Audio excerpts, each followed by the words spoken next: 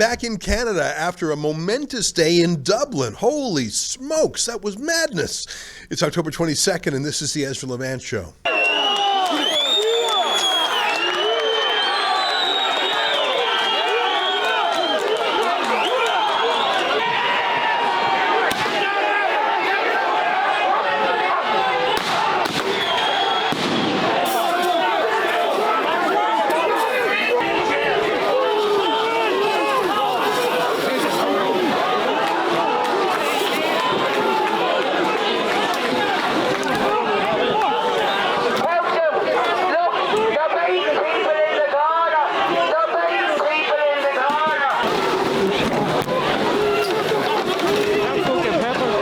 Peaceful protest turned not peaceful. Horses stormed in. Shame on you, you censorious thug.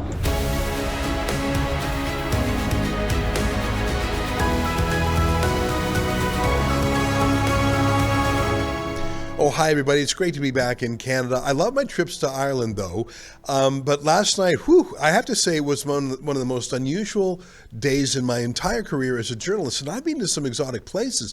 Dublin isn't particularly exotic, but it is the front line in an enormous battle over mass immigration. We have that issue in Canada, too, but somehow it feels more acute in Ireland, which is a small country. Small in many ways. It's only got about 5 million souls. You can drive across the country in a day. It's not like the vast expanses we have here in Canada. And it's ethnically homogeneous, at least outside of Dublin. And so mass immigration has come as a shock. It also is a moral shock. It's not just changing Ireland as we know it. Irish are saying, why? Why has our tiny place become the world's refugee camp? Why are people coming here so obviously false refugee claimants? Like I say, they walk across the border from Northern Ireland, which is part of the United Kingdom, or come from some other intermediary country. That means they're not a refugee. If you're in the United Kingdom already, if you're in France already, you're not in danger anymore. You can't just shop around for who's got the best goodies. And as I saw when I was in Dublin yesterday, oh my God, who on earth wouldn't want to live in that gorgeous urban refugee camp? But they're not refugees. I shouldn't even use that term because that implies they really are fearing for their lives back in Northern Ireland or France. It's a luxury hotel. Not just a hotel, it's like the size of a campus. It's got tree-lined lanes. It's got, I think it had a golf course in it. I have to check my videos. Absolutely gorgeous. The kind of place that you save up all year and you take the family for, spring break or something. That's where these migrants are. Luxury accommodations, luxury meals 3 times a day, spending money, cell phones. Who wouldn't lie and cheat to get from some third world basket case country to the heart of Ireland? I mean, I don't know how much goodwill any one country can have, but the thing is, goodwill ought to be put towards people of goodwill, not cheaters and bogus refugees. Anyways, it was extraordinary to go there yesterday.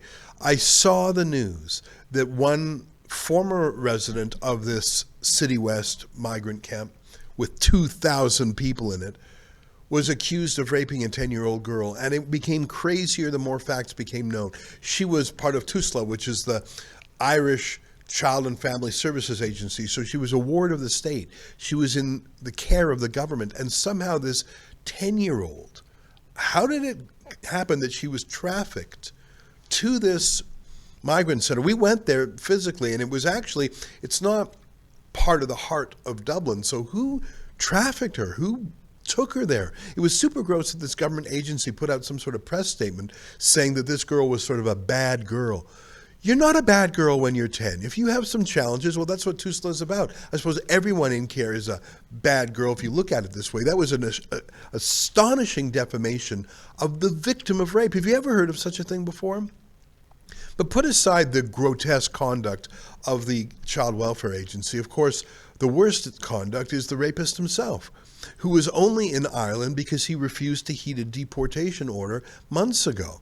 And the government didn't enforce it. The government just sort of thought that someone would leave the country on their own and stop getting all these goodies for free. They're so foolish. Anyways, I knew immediately that this would be the front line in a major battle, not just a physical battle, but a political battle.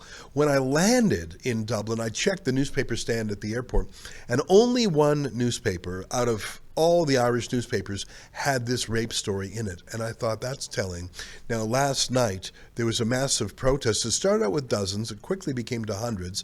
And I think by the time the night was at its apex, there were thousands. Even the state broadcaster said thousands. Normally, they downplay the number of protesters against immigration. For the first, we got there very early. We got there around 5:30. The protest was supposed to start at 7:30. So the first 2 hours, there really wasn't much to see.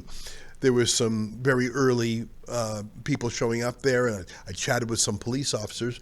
But things got going extremely quickly once a critical mass was there. And you could tell that there were some, I'm going to call them seasoned protesters, and they protest differently in Ireland.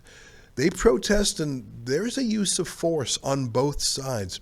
You know, I was at an Irish protest about a year ago, and I heard a politician talk about it's not the time for violence yet. And I was shocked to hear that, but you remember Ireland is a country that fought, that had a violent rebellion to leave the British Empire. It used to be called the United Kingdom of Great Britain and Ireland. And the whole of the island of Ireland was part of the UK. No, through an armed rebellion, they broke free, and the Troubles, as it was called, continued on until just a couple of decades ago. So the idea of using force to solve a political problem is not alien to Irish politics. Here in Canada, we would find it shocking. That is just a generation ago, the Troubles, as it was called, and just a century ago, the rebellion. And so the protesters, not all of them, I'd say maybe 10 out of 2,000, started hurling projectiles at the police, bringing fireworks and shooting them. Things that I suppose would be dangerous, but these police were head to toe in their riot gear. I think it was more for the sound and fury of it. The protesters had 3 ponies that galloped through at one point, but then the police locked in with their batons and their pepper spray. I myself got a face full. Some people asked me if I thought that I was targeted because I was a reporter. It could be. Of course, I didn't have a wide shot of where I was, but it could be the police targeted me because they saw me and my cameraman, Lincoln J., but I don't think so. I think we were just close to the police line, and they were pepper spraying everyone. Pepper spray, I've never had it before. It's what you think it would feel like. Imagine pouring drops of Tabasco sauce right in your eyeball. Oh, it hurts. And the pain is one thing. You can bear the pain, but it makes you blind. You cannot see, and you don't want to open your eye any wider because more pepper spray will get in it. So when I was pepper sprayed, a big dose went in my eye and my ear.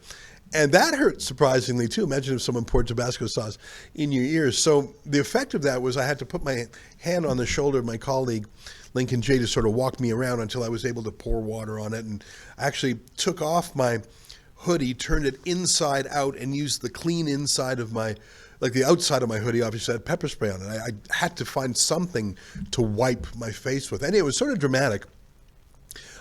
We were certainly at the center of the action, but then another funny thing happened. I was standing near the end, and I was jumped. Someone with a mask jumped me and hit me, and I went down, and I got up, and they had run away. And I have no idea who it was. I see online that littler Hitler that I may have, that I had an interaction with last year, he was at first sort of coyly saying, "Oh, I know who it was." You remember littler Hitler? His name is Justin Barrett. He's this Nazi guy in Ireland who I bumped into, and we went back and forth a bit on Nazis and Jews. Remember this? What did the cops say? Don't talk to the Jews. You don't talk to the Jews? Yeah. No. Well, most of our viewers are non-Jewish. Well, you are, so I don't talk to Jews. Okay, well, talk through me to my Christian viewers. I'm not talking to Jews. Well, you're a disgrace. Nothing wrong with National Socialism.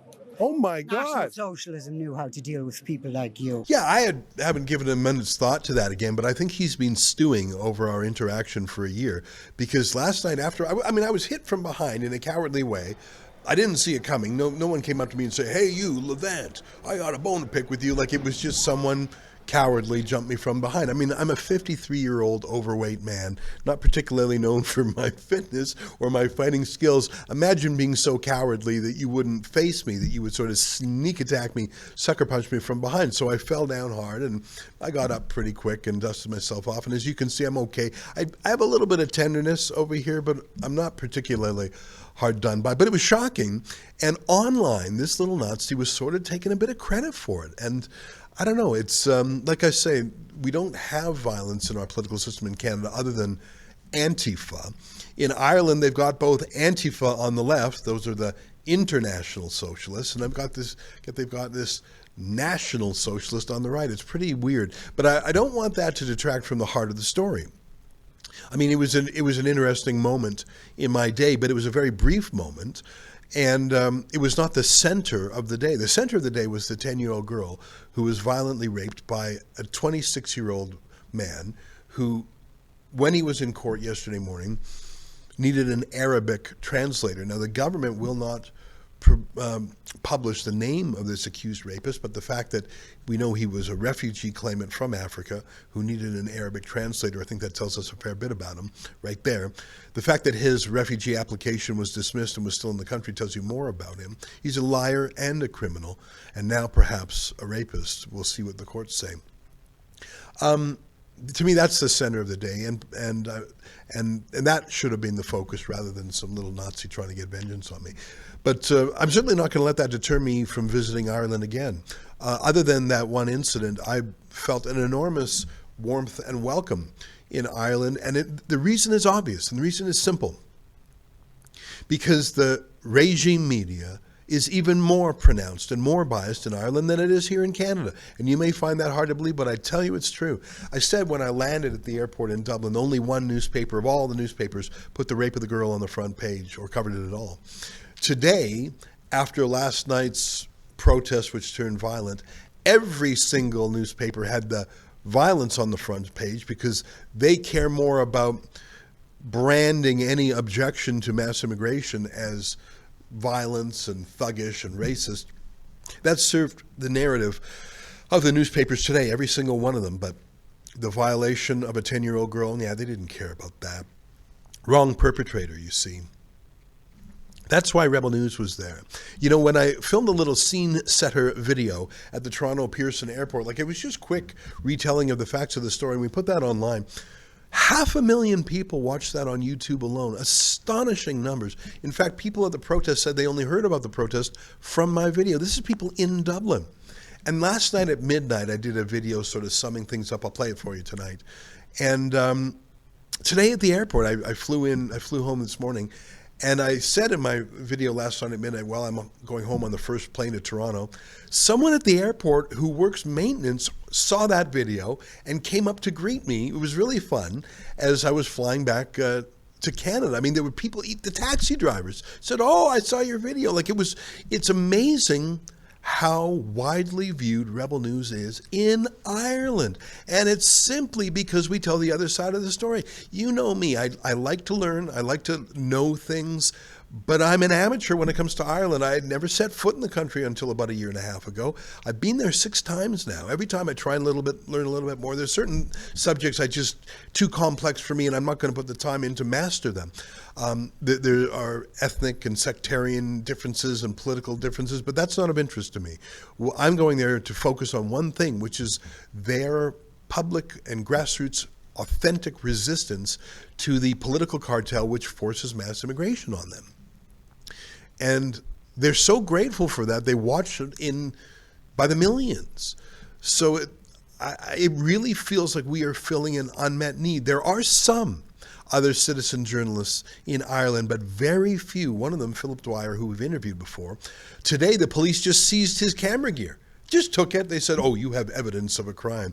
They used that. Can you imagine taking away the camera gear of a journalist on the eve of a protest and saying, "Oh, we think you have evidence in there"? Where's your search warrant, guys? So citizen journalism in Ireland today is where citizen journalism in the UK was 5 years ago. Remember, I used to cover Tommy Robinson's cases in London, and I would be the only journalist there. And I would go outside the court and I'd be the only guy yapping in his cell phone. Now there's like 20 citizen journalists in the UK, and I think it's making a huge difference. Ireland is not that far progressed in terms of alternative media. So believe it or not, it falls to Rebel News in Canada to fill the gap, however unlikely that may be. I love the Irish people. Of course, I love the language. I love the art. I mean, when you stop and think about how many musicians and singers and bands are from Ireland, you say, holy smokes, that is an artistic people. And maybe it comes from the pain and the history and the stories. I mean, Sinead O'Connor, a very troubled artist, you know, the singer, she would talk about the famine. And I think that has shaped the mindset of the people there. Their history is unique. And I don't know. My heart goes out to them. There's only 5 million Irish in Ireland. They say there's 30 million Irish descendants in America and a proportionate 3 million in Canada, and I believe it. We all know Irish Canadians and Irish Americans, but Boston is not home for the Irish. Montreal is not home. I mean, I'm sure it's home for the Irish Americans and Irish Canadians, but there is only one Ireland, and it's a small place. And the fact that it is being turned into the world's refugee camp is something that baffles me. It would baffle me even if there was no violence involved. But I tell you that there is an enormous streak of violence. We're all talking about a 10-year-old girl who was just raped. But just the other day, there was a young Somali and a young Ukrainian in a youth refugee center. And the Somali chopped to bits the Ukrainian. And I read in the paper today it was because he was cooking bacon or something. Like just insane medieval style, third world style violence brought into the heart of Ireland. It makes no sense. You know, there is another independent journalist outfit in Ireland. It's called Gripped. And you know, we've interviewed Ben Scallon and Fatima Gunning from there before. They're outstanding, and they were there last night too. And Ben Scallon had a very pithy and poignant tweet today. He said, why would you need to engage in violence when you can simply go to the polls and vote these problems away with a candidate that supports you? And I'm not reading verbatim, I'm going from memory. And he's referring to the fact that actually the presidential vote, which is coming up in Ireland, was completely rigged. And I'm not saying that as an accusation or as a, hyperbole. It's a complex system of rules that the existing parties said we're not going to allow outsiders like Conor McGregor or even more moderate conservatives to run. So they really rigged the rules so only political insiders could be nominated. It's not an open ballot or an open primary. You have to have the endorsement of a certain number of councillors or a certain numbers of MPs. Like it's really a clubby gatekeeping exercise. And as Ben points out, it's a club, but you're not in it. And that's what's heartbreaking. You know me, I travel to other places. I've been in the UK, and there's Nigel Farage fighting for re-migration. Donald Trump is showing how it's done. Other governments like Viktor Orban are saying we're not going to get into that mess in the first place in Hungary. There's different political parties across the West. There's Vox in Spain. There's Marine Le Pen in France. But there is no analogous anti-immigration party of any size or with any representation in the Irish Parliament. Anyways, these are all the thoughts on my mind, but I'm back in Toronto now, and I want to give a big thanks to my cameraman, Lincoln J., who wasn't just a great videographer. He actually helped me when I was pepper sprayed. I hung on to his shoulder, and he sort of walked me away as I was blind. It was quite an exciting night, and he came on short notice, so I'm grateful to him. So without further ado, let me play for you Lincoln J's edit of last night. We showed you some stuff that we had tweeted and whatnot in the moment. It was quite kind of rushed, but this is what Lincoln's been working on all day. Here, take a look at the Battle of City West. We're still almost 90 minutes away from when the protest against this massive urban refugee camp gets underway, but already you can see the police have set up cones, and the police are called the Garda here in Ireland. Any car that's signaling to come into the refugee camp, they're grilling them, asking them questions, turning them away. They've put some barriers up down there. They shooed us out of the way. I'm just asking where to go, boss.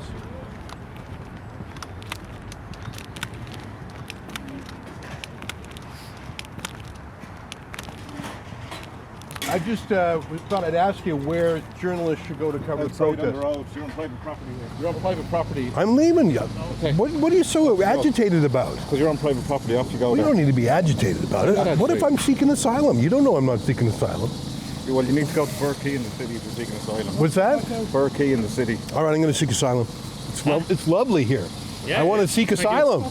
You don't ask us. Get the 3 square meals a day and a luxury accommodation. I'll be back as a resident before you know it. It's not a large police force right here. It's a sort of a light touch out here, but there's plenty more police and police vans in the compound, the campus, this massive, sprawling $250 million pleasure palace for 2,000 migrants while Irish go homeless. It's interesting that they're inspecting every car going in, but not inspecting every car going out. And one of the people who came and gone from this place was a 26-year-old migrant from North Africa, speaks Arabic, who allegedly raped a 10-year-old Irish girl. If only the police would check the people coming in to Ireland as carefully as they're checking the Irish going in to this refugee camp. If you're guarding the migrants from the Irish, who's guarding the Irish from the migrants? In the UK, where I've been to some migrant hotels, there's a lot of police, but always to protect the foreign asylum seekers from the indigenous British. Same thing here. These police are not protecting the Irish from these interlopers. If only they would. Maybe that girl would not have been raped yesterday. They're here to protect this 4-star luxury. It's not even a hotel, it's a campus. It's parks and fields and buildings and restaurants. You know, the number one thing it reminds me of is a small elite university. And when I say elite, it is gorgeous. It has been bought by the government of Ireland for $250 million Canadian, 158 million euros, and turned into a luxury housing facility, housing and food and recreation for foreign migrants who come to Ireland. Now, here's the thing. There are no refugees who come to Ireland because the rule about refugees is you have to seek asylum in the first country you get to, the first safe country you get to. There's no one who is flying to Ireland from Somalia, from Syria, from Pakistan.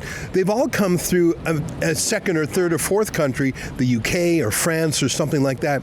So ab initio, from the beginning, every single person in here is an immigration fraud. In fact, 80% of them lose their documents on their way over. They're fraudulent, and yet they're allowed to be housed at taxpayers' expense for years. The accused rapist, a 26-year-old man from North Africa, who is alleged to have raped a 10-year-old girl yesterday, he had 6 years in this country before his asylum claim was finally ruled on, and it was rejected, and still they didn't deport him. He had a deportation order, but he didn't leave. I actually feel a little bit emotional. I actually have a 1-year-old. He's 1 tomorrow, and we only live around the corner, and I just never thought that Ireland would be a place that I would be scared to raise my children in it. I just think the government is to blame. I know some of the anger is being directed where maybe it shouldn't be, but I think there's a big change, and only we can make that change, you know, and I think the parties that are being voted in need to go. They've had their time, and look what they've done, and it will take a long time. This isn't going to be an overnight change. It will take 10, 20 years to see a real change, but I think we really need to change here in Ireland. Big time. This is an enormous facility. It's like a university campus. Oh, it's huge. And it goes back even further when you go in. Yeah. I've never actually been in there myself, and when I went in, like, there's so many buildings. It's like summer camp for foreign nationals who sneak into Ireland. Yeah, undocumented, illegal, you know. This is the thing, it's not about people that are genuinely trying to seek asylum. And the thing is, I'd say it's a hard time for them in Ireland now, you know, because, like I said, people are directing their anger to places they shouldn't. And I'd say just to be here and be a foreign national is difficult. But Ireland is barely 1% the population of all of Europe. What are you doing taking in 1 million souls? This is the thing about the government. Again, I don't know how they're getting in time after time after time. All right. Well, I have a theory, and I have a number of theories. I love to hear a theory. Well, one is anyone who disagrees with them they call racist. Oh, big time. Big. And no one wants to be called racist. That's the worst thing in the world. Apparently, it's worse to be called a racist than to stop a rapist. Oh, that's the thing, and that's the fear. And I think maybe that's the problem and why we don't have someone running that. We're not looking for a racist. We're looking for someone who's going to streamline the procedures and get, as much as getting them in, there needs to be a lot more. Like, this man was told to self-deportise in March. Sorry about that. There's a blind woman and her child who were trying to get in there, and the police turned them away because this refugee camp's on lockdown now because some Irish are having a protest. They're literally being sent blocks away because the Gardaí have decided that protecting the refugees is the most important thing in Ireland tonight. It's so upside down. This is after a migrant allegedly raped a 10-year-old girl. So they're sending a blind mum down the road a few blocks, security and all that.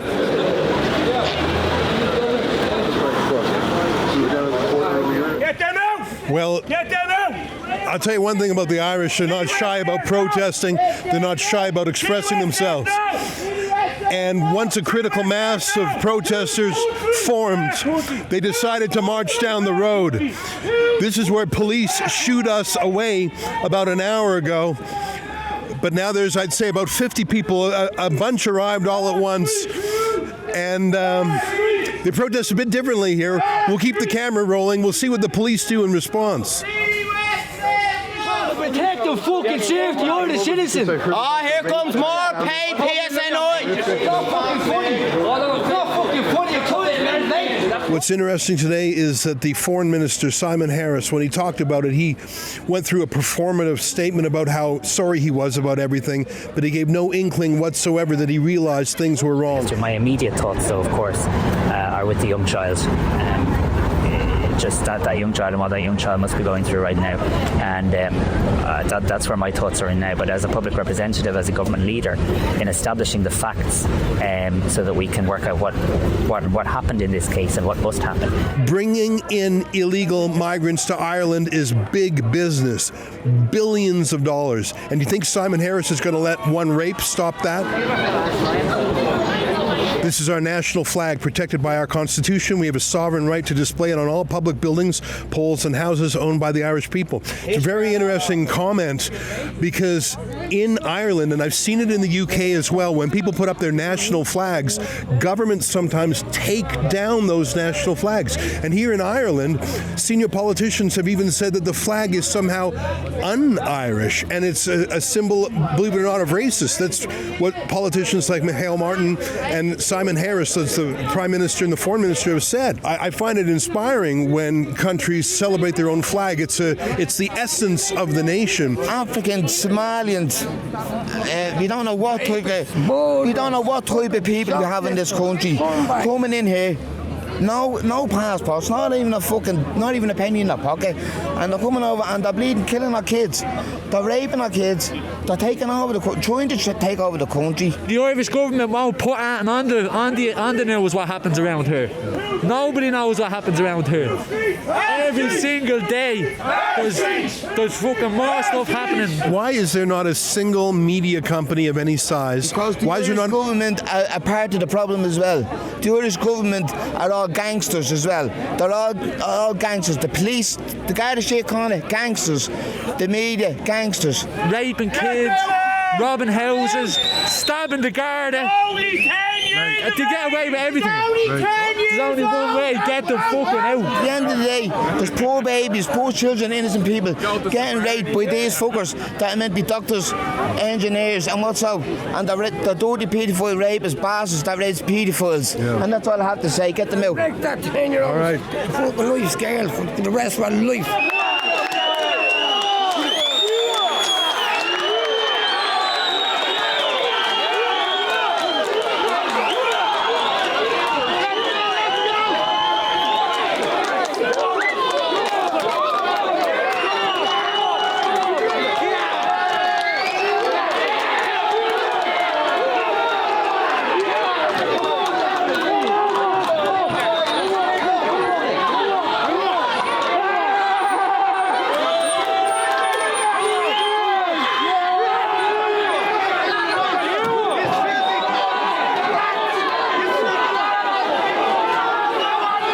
absolutely incredible moment as two Irish patriots on horses come trotting down the street. The crowd parts as if it's the Red Sea.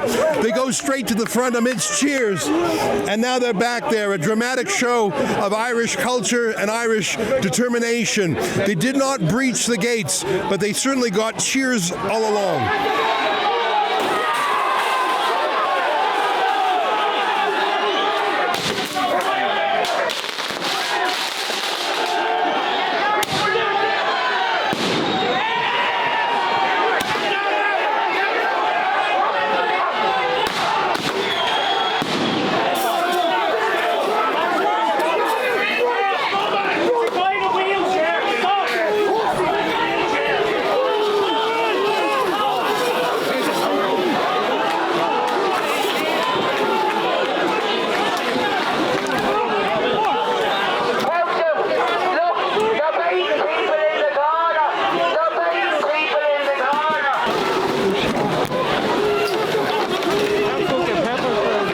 Protest turned not peaceful. Horses stormed in, firecrackers were shot in response. The police have deployed their riot brigades. I've been hit with pepper spray. I'm not opening my right eye because my face has pepper spray on it.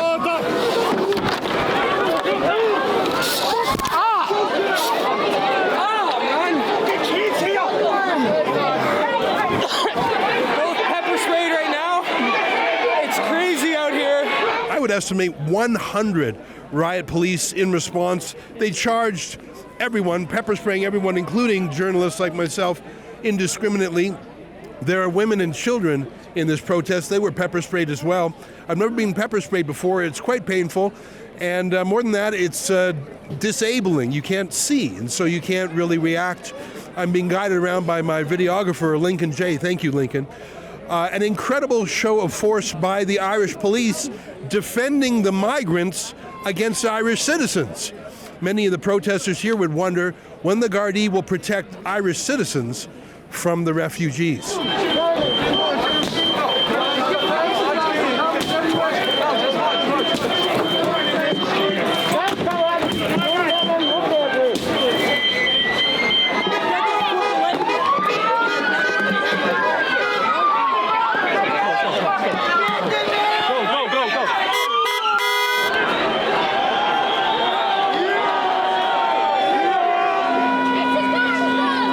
So I got pepper sprayed to the face. I'll stop being such a big baby. I want to let you know I'm crying from the pepper, not from sorrow. But it's quite a violent response from the Gardaí. Now, in fairness to them, there were some protesters who threw some projectiles at them. And there were 3 men on horses that stomped on some pylons.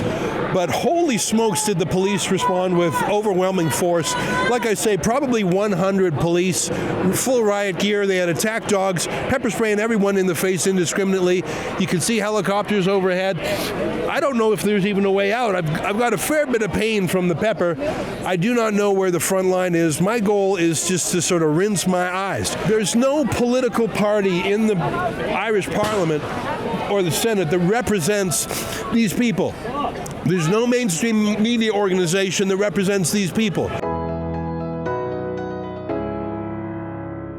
Well, last night at around midnight, when I finished up and finally made it back to the hotel, I made a video, and it's gone viral too. I tell you, the Irish are so thirsty to know what's going on in their own country that they rely on a Canadian news channel. It's very unusual, but I'm happy to fill the role. One of the reasons I also did this video last night at midnight is to show that whoever sent the thugs to beat me up, they didn't succeed. I mean, they knocked me down, and it did hurt. I have a slight bruise over there, but yeah, that's not going to stop me. As you know, Rebel News hires bodyguards for our reporters. We've hired them for David. We've hired them for Drea. We've hired them for Sheila. We've hired them for Alexa. And when I go to Ireland again, I'll most probably have bodyguards. And it's unfortunate. It's not a great way to look at the world as a potentially violent place. And it's a big expense, of course. But we are not going to be deterred. We're not going to be deterred. I'm not blaming the police for pepper spraying me. I don't think it was on purpose. And even if it was, I was fairly close to a riot, so I'm not going to complain. But the thug that they sent to beat me up, yeah, that's not going to stop me. I don't know who is scared by these things, but Rebel News has made a name for ourselves standing up to thugs, whether they're international socialists or national socialists. We bring people the truth. And by the way, when the question is asked in 20 years, where were you in this battle against the rape of Ireland? I know what I'll say. I'll say I was providing journalism that gave a hearing to the people of Ireland who had no other voice. And whatever thug was thought that their big contribution was to send someone to hit me because I'm Jewish, well, that's a pitiful man right there, and not much of an Irishman, I must say. All right, here's my final clip that I recorded last night. Ezra Levant for Rebel News. It's after midnight, finally back at our hotel here in Dublin, and we're taking the first flight back to Toronto tomorrow morning. We came with one purpose only, and that was to take the pulse of the people of Dublin after a shocking crime happened in their city. Allegedly, a 26-year-old migrant who had been staying at Ireland's largest refugee camp, a 2,000-person swanky hotel turned into a migrant facility, has been accused of raping a 10-year-old girl. He was in court this morning. By the way, he's been in Ireland for 6 years. He had his refugee claim rejected. Still, he refused to go. He was given a deportation order. Still, he refused to go. And by the way, at his trial, he required an Arabic language translator. Sounds like he didn't even bother to even try to learn the language. It's shocking. And this is the latest in a pattern of crimes by foreign migrants who are overwhelming Ireland. I don't understand why this country is so dead set on, setting some sort of record for the most migrants. And many of them are so obviously bogus. They've come here, many of them walking across from the United Kingdom, from Northern Ireland into Ireland. Clearly, they're not in any danger. If you're coming from the UK or France, you're not in danger. You're not a refugee anymore. It's a scam. We had a taxi driver today who was talking about how hard it is for him to get ahead and to buy a house, whereas all these migrants get free, luxurious accommodations either in a hotel or in a house, including 3 square meals a day. And it's an economic issue, it's a cultural issue, and it's a women's rights issue because so many of these migrants come from places where women are treated as second-class citizens, and rape culture is a real thing. We went to the City West Hotel during the day to take a look at it, and we went back at night when hundreds of Dubliners were there to protest. The protest turned violent, and both sides absolutely lashed out at the other. I suppose on the side of the Dubliners, there was, I'd say, half a dozen people who were using fireworks to shoot at the police. I don't think there would be more than that. There were 3 Irish lads on horseback that sort of stomped on police pylons. So that was the sum total of the violence from the protesters' side. I would say 10 or less people. But on the police side, once they had that provocation, they responded overwhelmingly. I would say at least 100 Irish Gardaí, as they're called, including the riot squad. I thought I heard attack dogs, but they were never deployed. But what was deployed was pepper spray. And I got pepper spray in the eye and the ear. I tell you, that's an experience you won't forget quickly. I'm not much for that kind of protest. I think where I come from, Canada has a more passive style than Ireland. There's a phrase, the fighting Irish. And I think the Irish have a rebellious streak in them, which is one of the reasons they're such a interesting and powerful people. And I'm sort of hoping that the Irish streak of rebellion will help free the country from this crazy mass immigration cult. And I think that's the thing that I take away from me tonight, is that the hundreds of people there, some of whom are violent, most of them are not, all of whom are desperate. No one's hearing their voice, no one's being their voice, no one's listening to them. All the major political parties believe in mass immigration, and if you oppose it, they call you racist. All the major media do the same thing. Who do these people turn to? Where do they look for help? It's not shocking to me that some of them use fireworks against the police. I don't recommend that, of course. I don't praise the violence, but it's understandable, even if it's not acceptable. I think that we're going to see another round of these protesters being denounced as racist, but it doesn't change the fact that these mass immigration refugee camps are a danger. And even if they're not a danger of violence, which they are, they're changing Ireland. They're making it a different place. I was in the town of Dundrum last year, 200 people, and suddenly 240 migrants were put into a town of 200 people. Instantly, the Irish became a minority in their own town. There's terrible things going on here in Ireland being done to the people, but there's also some hopefulness, the people fighting back. One of the roles that Rebel News plays is that we tell the other side of the story. I love coming to Ireland to show the Irish what is happening because they can't get that information often from their regime media.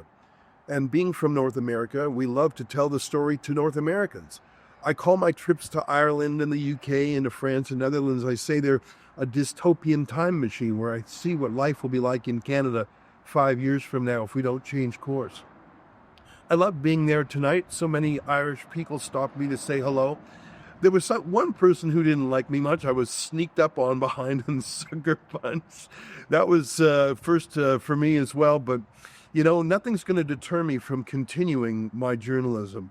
I have to say that 2 years ago, I'd never been to Ireland in my life. I really didn't know any Irish people other than Irish Canadians. But now I love the place. I love coming over, and our videographers do. I think this is our 6th trip over here. And I want to know how the story ends. I want it to be a happy ending. I want the Irish to take back their country. And I want the madness of the NGOs and the mass immigration to stop. I want that to be done peacefully, and I'm not sure if the powers that be will allow that to be done peacefully. We'll be there every step of the way to document it. I remain a friend of Ireland, and I wish the country very well. I'll be back very soon. If you've enjoyed my reports today, and we'll have some more over the days ahead, we're still editing so many videotapes, please do me a favor and help chip in for our economy class airfare to get over here. My videographer Lincoln and myself, we don't take any money from the government, unlike RTE. We just rely on the support of our viewers. So if you like our journalism and value it, do me a favor and go to migrantreports.com and chip in a few euros or a few dollars if you can. Thanks, Ireland. We'll see you soon. Well, that's what I said last night around midnight, and then I got on the plane this morning, and I'm home now. Hey, we do have a couple of letters. Let me read those to you now. Paul Schofield says, judging by the shouts of the Irish patriots outside of the City West Hotel, the men and women know what needs to be done. The question is whether they will eventually proceed to that point. Well, like I say, they do have a fairly recent history of using force in Irish politics. And I'm not used to that. I don't think Canadians are used to that. But in Ireland, if they don't resolve things democratically, that's why it's so heartbreaking that the Parliament is doing its best to shut out alternative political vehicles. And the media is doing its best to silence and shame dissidents. Don't they know that they are causing the conditions for people to use force? And I don't say that as an advocacy for force. I don't say that happily. When you shut people out of the political system, they are going to seek remedies outside of the political system. That's why it's so important that Nigel Farage remain viable and they don't try and, lawfare him out of there like they did to Donald Trump. And he is all that's left keeping millions of Brits in the system. And I'm worried that Irish people are, if they simply do not see anyone in the establishment listening to their concerns. Lemmy Winks 369 says, I'm so sorry you were assaulted, Ezra. As an Irishman, I'm deeply embarrassed. Well, thank you for that, but don't be embarrassed. This is not on Ireland. I mean, if I got hit in Toronto, I wouldn't blame every Torontonian. I understand it wasn't every Torontonian. In fact, it was the opposite. I felt so much warm welcome. I probably stopped for 20 selfies and I shook 50 hands and, there's an Irish phrase they use in the UK too, fair play on you, sir, for coming out. Fair play. Like I got a lot of encouragement for being there. And when people learned that we flew in that morning just to cover that protest, they were grateful. And I love Ireland. I love the Irish people. And believe you me, I understand that these few folks who are violent towards me, they do not represent Ireland. Of course they don't. And I'm going to keep coming to Ireland. You bet I will. Well, that's our show for today. Until tomorrow, on behalf of all of us here at Rebel World Headquarters, to you at home, good night, and keep fighting for freedom.